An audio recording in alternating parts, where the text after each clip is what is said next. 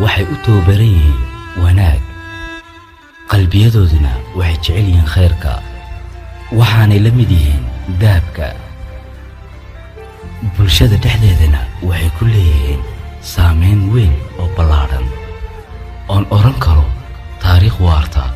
ayay mudan yihiin nagu filan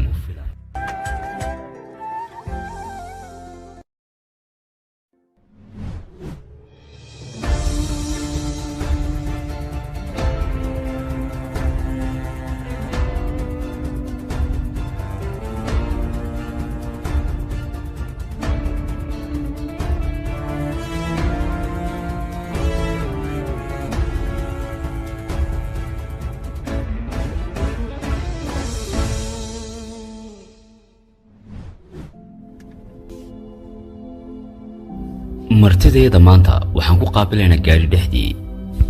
isna ma oga cidda sugaysa gawaarida dhaqaaqaan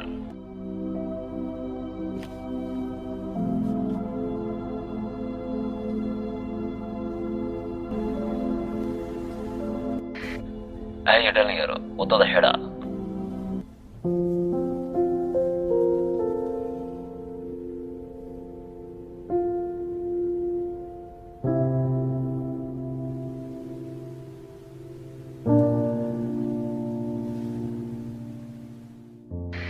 هذا شاشة سوقية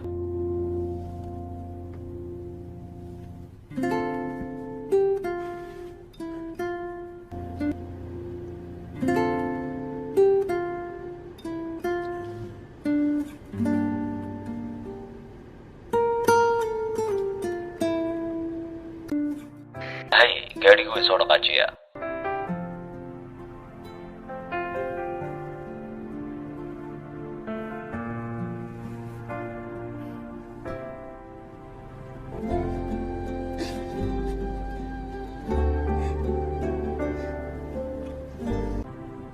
حيثيس كالا فرو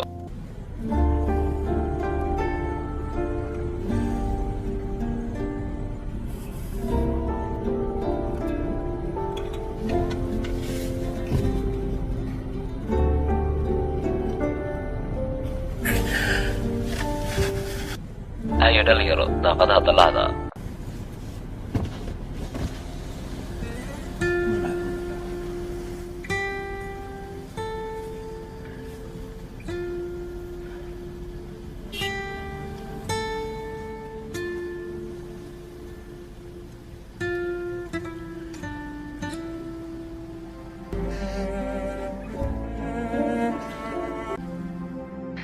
imikana boodhka weyn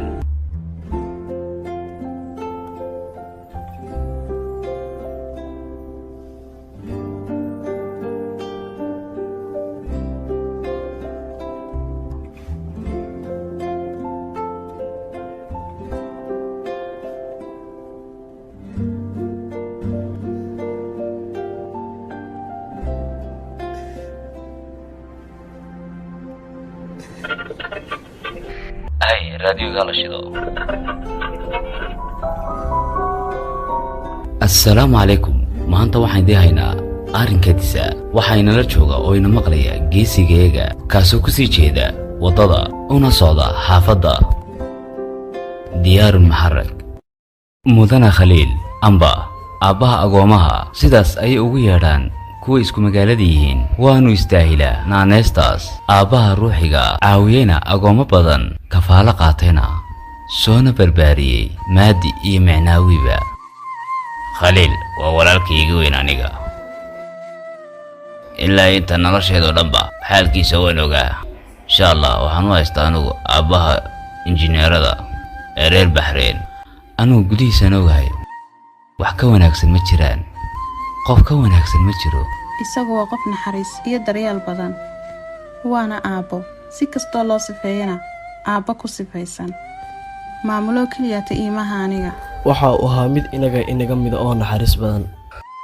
annaga waxba nagama hagaran jirin wax walba aan u baahna weydiin jiray Karim marka cid walbana weydiiso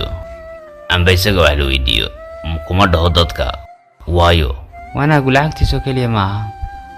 amba maadigiisa kale amba nafsi ahaanba waa mid ku wanaagsan waqtigiisa dadnimadiisa isagu waa hogaankayga wax kastoo aniga yahay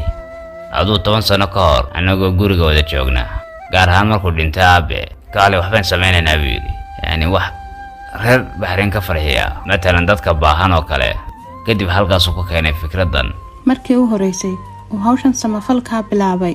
wuxuu doonayay meel walba inuu gaarsiiyo oo Bahrain kamida isagoo dadka u kala saarayn diimaha haystaan ama midabka ay leeyihiin waxa kaliya isaga ku weynaa inuu caawiyo dadkaas hawshan samafalka wuxuu isagu u bilaabay inuu ku caawiyo qoysaska danyarta ee aan iyagu caawinta raadsan laakiin markay had 2015 isagu wuxuu keenay qorshe lagu kala saarayo agoomaha iyo qoysaska baahan xiriirka Abu Axmed iyada agoomaha ka dhaxeeya xiriir ka dhaxeeya aabba iyo caruurtiisa isagu marna ma dareensiyo inuu yahay maamulaha samafalkan markasta wuxuu la dhaqmaa sidii uu yahay iyaga mid kamida isagu gaar iskaga ma saaro uu la ciyaara mudana Khaliil wanaag badan buu noo sameeyay anaga agooma hadayba cilmi noqon lahayd iyo hadayba dhaqan aan lahayd wuxuu ahaa mid aan u garanayno waalidkay oo kale waxa uu noo sameeyay waxaan ku ciyaarno hadiyaduna keena wax fiican aan sameeysan insha Allah in baran oo kale isagu gaar iskaga saaro xiriirkoodana wax kala sareyna ma leh mar walba Ilaahay wuxuu ka baryaa soo dadka dhibaataysan ama dadka baahan oo caawiyo waxaan u arkay sidaan aabahay oo kale u dareeno mudana Khaliil oo ma qiyaasi karno jacaylkan uu qabno isagu markii hore dadka ayuu caawin jiray sida agoomaha iyo dadka baahan intaanu asaasan ururka mar walba Ilaahay wuxuu ka baryaa in cimrigiisu dheeraado soo dadka dhibaataysan ama dadka baahan oo caawiyo oo farxad siiyo intaan Ilaahay adduunkan ka oofsan wuxuu mar walba jecel yahay inuu farxad siiyo agoomaha isagu waa qofka kaliya in mar walba ka maqlo isagoo nagu leh noloshiina wayna u hibaysaan samafal wanaagsan inaa samaysaan mudana Khaliil hadafkiisa u weyn waxa weeyaan agoomaha inuu farxad geliyo oo wax kasta u baahan yihiin ama baahidooda uu isagu dabaro waa mahadsantahay Abu Axmedow sida deeqsinimada mar walba u caawisid dadka waan kaaga mahad celinaynaa maadaama aad aabba u noqotay agoomo fara badan wanaag aad noo samaysay midna kama aad ka fogaan jirin wax alaalayo wuxuu rabo siin jirtay